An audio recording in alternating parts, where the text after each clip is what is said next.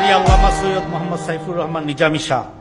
হাফেজ কারি আল্লামা সৈয়দ মোহাম্মদ সাইফুর রহমান নিজামী শাহ বাংলা ভাষায় সর্বপ্রথম পবিত্র কোরআনের সচিত্র ব্যাখ্যাতন্ত্র তাফসিরে মাশাহিদুল ঈমান 2000 পৃষ্ঠার 3 খণ্ডে প্রণয়ন করেন।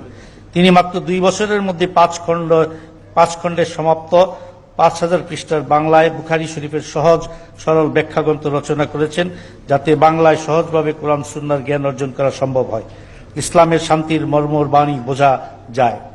তিনি বাংলায়, ইংরেজি, আরবিতে শতাধিক গ্রন্থ প্রবন্ধ রচনা করেছেন। তিনি দেশে অনেক মাদ্রাসা, মসজিদ, খানকা, এতিমখানা স্থাপন করে দেশ সেবায় অবদান রেখেছেন।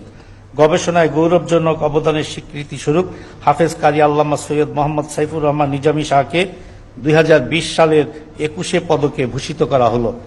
আমি জনাব হাফেজ কারি আল্লামা সৈয়দ মোহাম্মদ সাইফুর রহমান শাহ নিজামীকে মঞ্চে এসে মাননীয় প্রধানমন্ত্রীর কাছ থেকে পুরস্কার গ্রহণের জন্য সবিনয় অনুরোধ জানাচ্ছি।